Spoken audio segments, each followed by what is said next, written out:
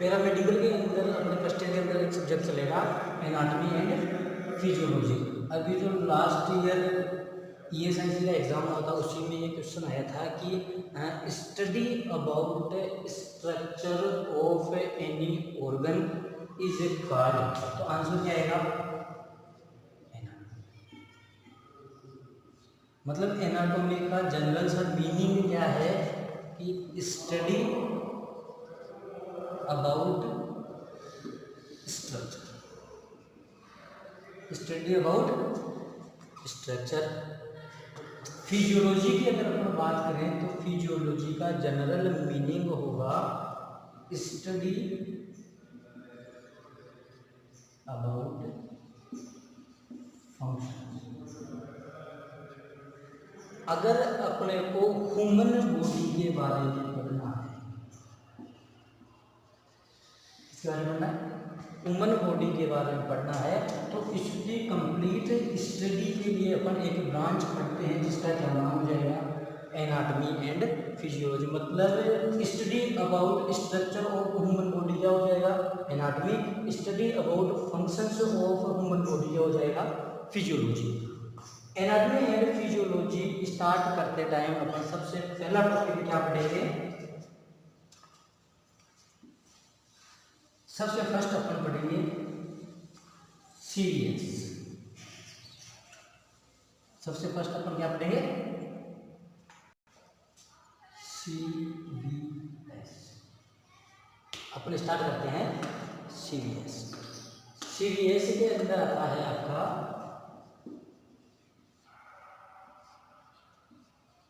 Cardio vascular system. CVS मतलब cardio vascular system. Cardio vascular system के अंदर अपन 3 चीजों के बारे में पढ़ेंगे। फर्स्ट आता है ब्लड,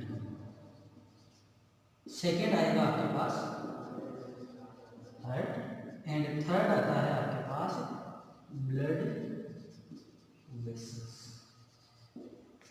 अगर अपन ह्यूमन बॉडी में से blood, heart and blood vessels की कंप्लीट स्टडी कर लेते हैं तो उस ब्रांच को अपन क्या बोलेंगे? Cardiovascular system. सिस्टम का मतलब होता है ग्रुप ऑफ ऑर्गन्स, ऐसे ऑर्गन्स का ग्रुप जो सिमिलर फंक्शंस करते हैं। जैसे कि ब्लड वेसल्स के अंदर ब्लड बहता है और ब्लड को पंप करने का काम कौन करता है? हार्ट। मतलब ब्लड से रिलेटेड अगर कोई ऑर्गन्स है उनकी अपन स्टडी कर रहे हैं तो वो किस में आएगी? कार्डियोवेस्कुलर सिस्टम में। और कार्डियोवेस्कुलर सिस्टम के अंदर से अपन फर्स्ट टॉपिक आज स्टार्ट कर रहे हैं ब्लड। कौन सा टॉपिक स्टार्ट करेंगे?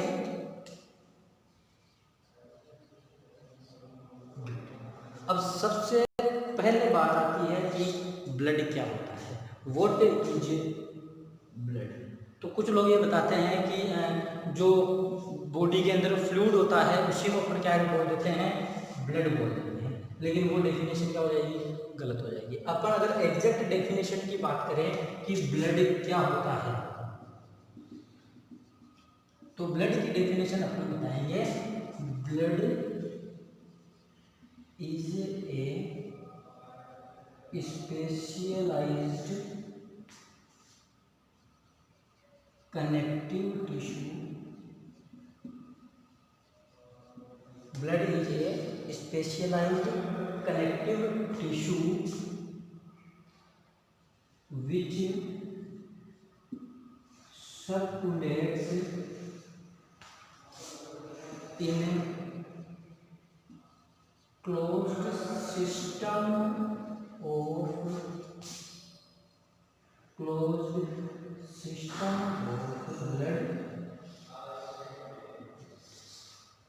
अगर अपन एग्जैक्ट ब्लड की डेफिनेशन के बारे में बात करेंगे तो क्या डेफिनेशन बताएंगे अपन कि blood is a specialised connective tissue which circulates in closed system of blood vessels. Blood क्या है? एक स्पेशलाइज्ड कनेक्टिव टिश्यू होता है बॉडी के अंदर बहुत सारे टिश्यू प्रेजेंट होते हैं जो बॉडी का फॉर्मेशन करते हैं, और उसमें से क्वेश्चन ये आता है कि ऐसा कौन सा टिश्यू है जो सबसे ज़्यादा मात्रा में बॉडी के अंदर प्रेजेंट रहता है। तो अपन आंसर क्या बताएंगे, कनेक्टिव टिश्यू। या इसको अपन थोड़ा सा मॉडिफाई करके ऐसे भी बोल सकते हैं कि most abundant tissue of the human body क्या होता है। तो आंसर आएगा क्या होता है, कनेक्टिव टिश्यू रहेगा। तो ब्लड भी क्या है, एक कनेक्टिव टिश्यू है। कौन सा कनेक्टिव टिश्यू है, ऐसा कनेक्टिव टिश्यू जो किसके अंदर सर्कुलेट होता है, ब्लड वेसल्स के अंदर सर्कुलेट होता है, उसको अपन क्या बोल देते हैं, ब्लड बोल देते हैं। ठीक है, ऐसा कनेक्टिव टिश्यू जो ब्लड वेसल्स के अंदर सर्कुलेट होता है उसको क्या बोल देंगे अपन, ब्लड। अब बात आती है कि ब्लड का वॉल्यूम कितना होता है, कितना ब्लड प्रेजेंट होता है एक एडल्ट ह्यूमन के अंदर। तो एक एडल्ट ह्यूमन के अंदर बॉडी वेट का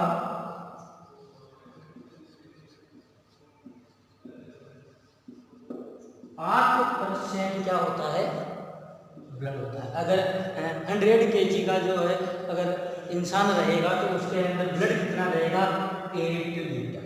ठीक है, और अगर जनरल वॉल्यूम की बात की जाए तो जनरल वॉल्यूम कितना होता है, 5। और जो है एट बर्थ जो होते हैं फीटस, उनके अंदर कितना होता है, अबाउट 250। कितना रहता है, अबाउट 250 ml। अपने को कौन सा याद रखना है, एडल्ट के अंदर ब्लड का मात्रा कितनी होती है, 5। अब अपन बात करते हैं ब्लड के कलर के बारे में। तो ब्लड का कलर कैसा होगा, कलर, ब्लड का कलर कैसा होता है, bright red, bright red. Human जो होते हैं उनके ब्लड का कलर कैसा होता है, ब्राइट रेड होता है। और जो ऑर्गेनिज्म होते हैं या जो जीव होते हैं उनका कलर अलग अलग हो सकता है ब्लड का, जैसे कि ऑक्टोपस होते हैं एंड आपके स्पाइडर्स जो होते हैं। ठीक है, ऑक्टोपस और स्पाइडर्स मतलब मकड़ियाँ जो होती हैं उनके ब्लड का कलर कैसा रहता है, ब्लू कलर। ठीक है, ह्यूमन बींग्स के अंदर जो ब्लड होता है उसका कलर कैसा रहेगा, ब्राइट रेड। और जो ऑक्टोपस और स्पाइडर्स होते हैं उनका कलर कैसा रहता है ब्लड का, ब्लू कलर। और जो आपके लीचेज होते हैं, लीचेज मतलब जोंक, तो जोंक के ब्लड का कलर कैसा रहेगा, ग्रीन कलर। कैसा रहेगा, ग्रीन कलर। लीचेज आपने हेमेटोलॉजी के अंदर भी पढ़े होंगे कि जो लेबोरेटरी में एंटीकोगुलेंट यूज करते हैं अपन, ठीक है, उनमें से एक एंटीकोगुलेंट होता है हिपेरिन। ठीक है, जो लाइव ऑर्गेनिज्म से ही हमेशा कलेक्ट किया जाता है, कभी भी लेबोरेटरी में इसका फॉर्मेशन नहीं किया जा सकता। इसको अपन किससे प्राप्त करते हैं, लीचेज से। तो इसके अंदर दो क्वेश्चन सॉल्व होते हैं अपने कि एक तो लेबोरेटरी के अंदर जो हिपेरिन यूज होता है वो कहाँ से आता है, लीचेज। दूसरा, लीचेज के ब्लड का कलर कैसा होता है, ग्रीन कलर। और कुछ ऑर्गेनिज्म होते हैं जिनका कलरलेस ब्लड भी होता है, जैसे कि आपके बटरफ्लाई।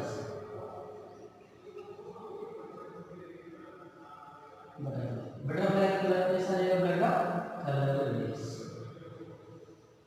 ठीक है, तो ये जनरल सी बातें हो गई ब्लड के बारे में कि एक तो होता है ब्लड की डेफिनेशन। ब्लड की डेफिनेशन में क्या बताएंगे अपन, blood is a specialised connective tissue which circulates in closed system of blood vessels. उसके बाद में अपन ने बताया कि ब्लड का वॉल्यूम कितना होता है, 8% ऑफ बॉडी वेट। उसके बाद में अपन ने बताया कि कलर कैसा रहता है ब्लड का, ब्राइट रेड कलर होता है। ऑक्टोपस और स्पाइडर्स के अंदर ब्लू कलर होता है, आपके लीचेज के अंदर ग्रीन कलर होता है, और बटरफ्लाइज जो होती है उनके ब्लड का कलर कैसा रहता है, कलरलेस। अब बात आती है कि ब्लड की पीएच कितनी होती है। ब्लड की पीएच कितनी होती है।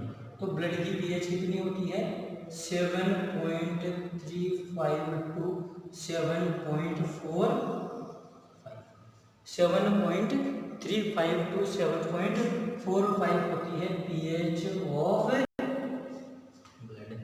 और यहीं पर अपना एक क्वेश्चन और सोल्व हो जाता है कि सीएसएफ जो होता है वुमेन्स के अंदर, सीएसएफ मतलब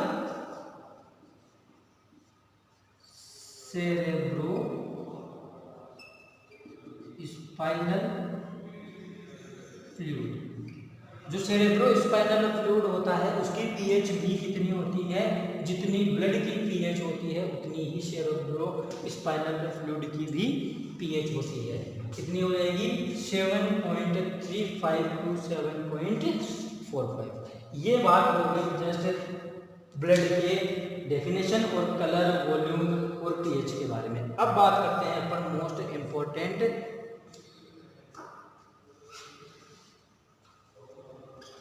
कंपोनेंट्स ऑफ ब्लड।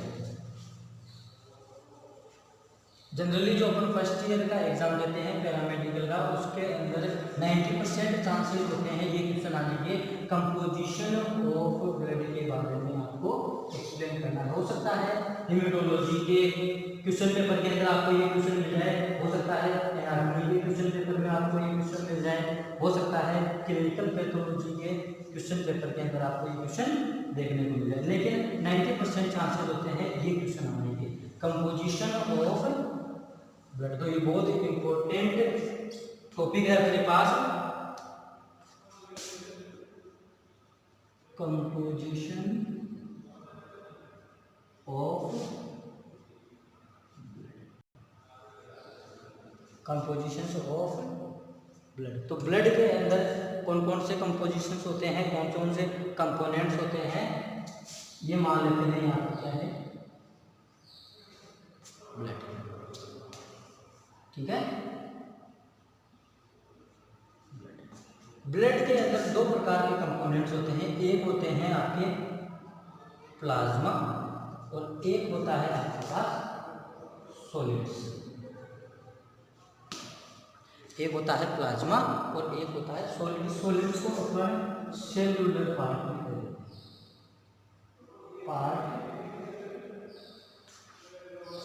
ब्लड के अंदर दो प्रकार के कंपोजिशन हो गए, एक होता है प्लाज्मा और एक हो गए हैं सॉलिड्स या फिर सेलुलर पार्ट। प्लाज्मा कितना परसेंट होता है ब्लड के अंदर 55%। ठीक है, प्लाज्मा कितना रहेगा 55% और सॉलिड्स कितने रहते हैं 45%।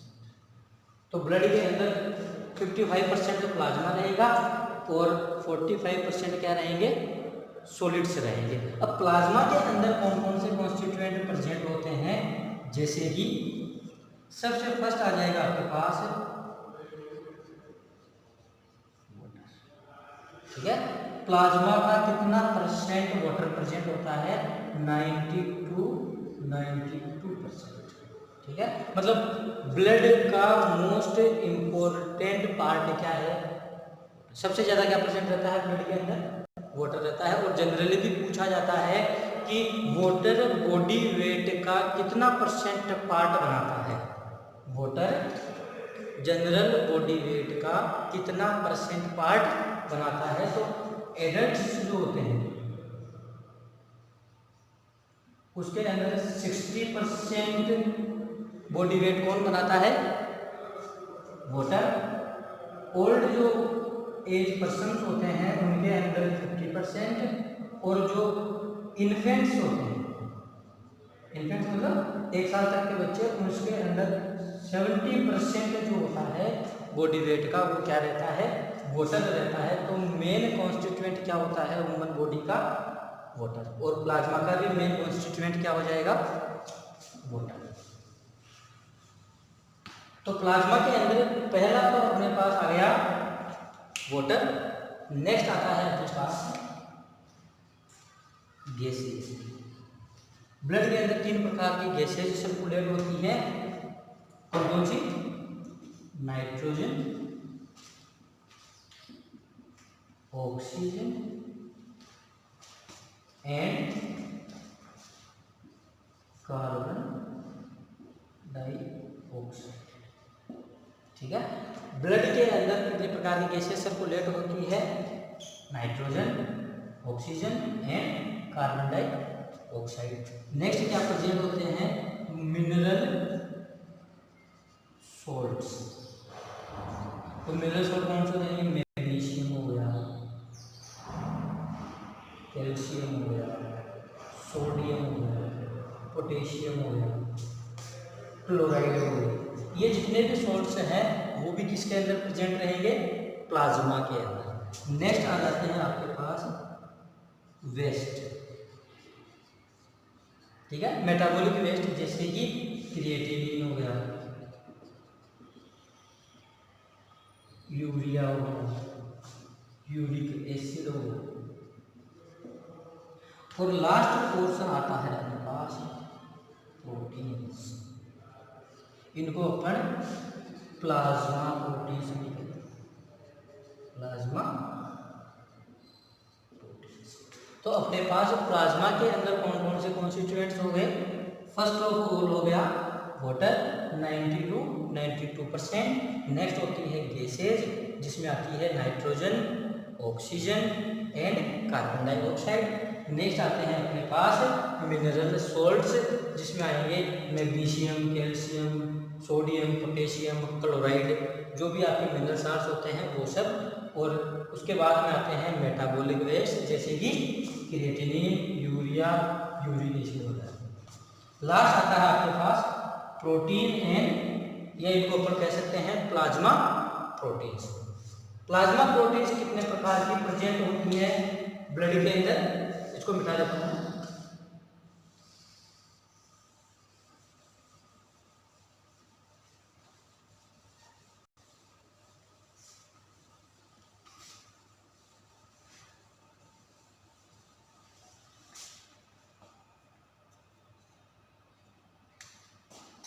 यहाँ लिख देता हूँ plasma proteins.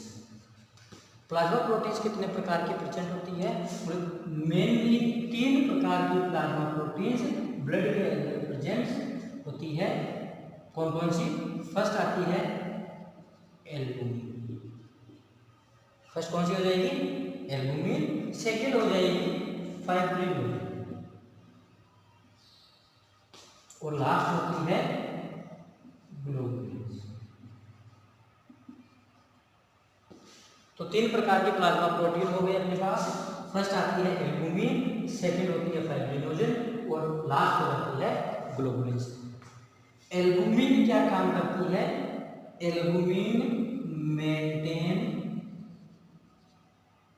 Osmotic pressure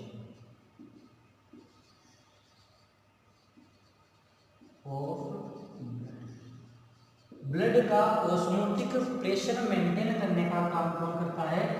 albumin करती है। ठीक है, ओस्मोटिक प्रेशर मतलब ऐसे मान लेते हैं अपन, ये कोई ब्लड वेसल्स है, ये ब्लड वेसल्स की वॉल हो गई, इसके अंदर अपन मान लेते हैं कि ये ब्लड फ्लो हो रहा है इस तरीके से।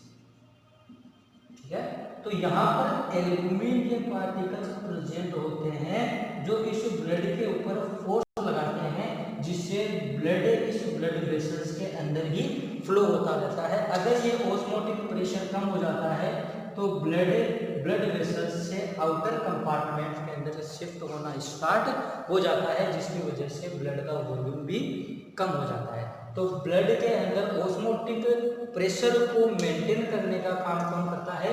Albumin plasma protein. नेक्स्ट आती है आपके पास फाइब्रिनोजन।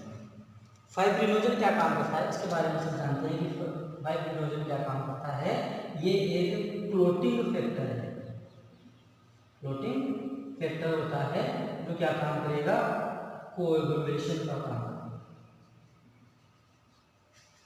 ब्लड जहाँ से हेमरेज हो रहा है वहाँ पर ब्लड की क्लोटिंग करने को ही क्या बोलते हैं अपन? कोगुलेशन। और उसमें कौन हेल्प करता है? फाइब्रिनोजन।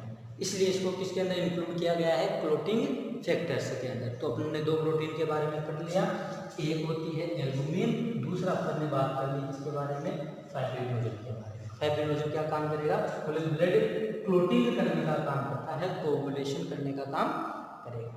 लास्ट में आती है ग्लोबुलिन्स, और ग्लोबुलिन प्रोटीन होती है आपके 3 प्रकार की। कौन कौन सी, फर्स्ट हो जाएगी आपके पास alpha globulins, beta globulins and last होती है gamma globulins. Alpha, beta and gamma globulins. और आपकी ये जो गामा ग्लोबुलिन्स होती हैं ये फिर से कितने प्रकार की हो जाएगी, 5 टाइप की। गामा ग्लोबुलिन कितने प्रकार की हो जाती है, 5 प्रकार की।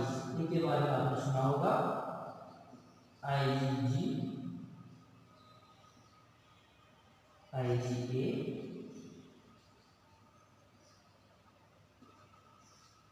IgM, IgE and IgD। तो गामा ग्लोबुलिन्स कितने टाइप की होती है, 5 टाइप की, IgG, IgA, IgM, IgE and IgD। ये सब इम्यूनोग्लोबुलिन्स होते हैं जो आपके एंटीजन के अगेंस्ट वर्क करने का काम करेंगे, एंटीजन के खिलाफ एक्शन करते हैं। ये सब किसके पार्ट होती है, गामा ग्लोबुलिन्स के। तो अपने पास प्लाज्मा प्रोटीन वाला टॉपिक खत्म हो गया कि प्लाज्मा प्रोटीन से कितने टाइप की होती है, 3 टाइप की होती है। कौन कौन सी, एक होती है एल्बुमिन, एक होता है फाइब्रिनोजन और एक होता है ग्लोबुलिन्स। एल्बुमिन क्या काम करेगा, maintain osmotic pressure of blood. Fibrinogen क्या काम करेगा, it is a clotting factor which help in blood coagulation. Last आती है globulins, alpha globulins, beta globulins and gamma globulins. और गामा ग्लोबुलिन्स किससे कितने टाइप की जाती है, 5 टाइप की, immunoglobulin G, immunoglobulin A, immunoglobulin M, immunoglobulin E and immunoglobulin B. आपका इम्यूनोग्लोबुलिन्स पढ़ने के बाद में प्लाज्मा वाला जो पोर्शन है ब्लड का वो कंप्लीट हो जाता है, ठीक है। तो अपन एक बार इसको वापस से रिवाइज कर लेते हैं। अपन ने कंपोजिशन ऑफ ब्लड स्टार्ट किया था, जिसके अंदर अपन ने बताया कि ब्लड के अंदर 2 प्रकार के कंपोजिशन प्रेजेंट होते हैं, एक होते हैं प्लाज्मा और एक होता है सेलुलर पार्ट। प्लाज्मा कितना % होता है, 55%, और जो सॉलिड होते हैं या सेलुलर पार्ट जो होता है वो कितना % रहेगा, 45%। उसके बाद अपन ने बताया कि प्लाज्मा के अंदर क्या क्या प्रेजेंट रहेगा। तो प्लाज्मा के अंदर सबसे ज़्यादा मात्रा में प्रेजेंट होता है वाटर। उसके बाद में अपन ने बताया गैसेज, कौन कौन सी gases, nitrogen, oxygen and carbon dioxide. उसके बाद में अपन ने बताया मिनरल साल्ट्स।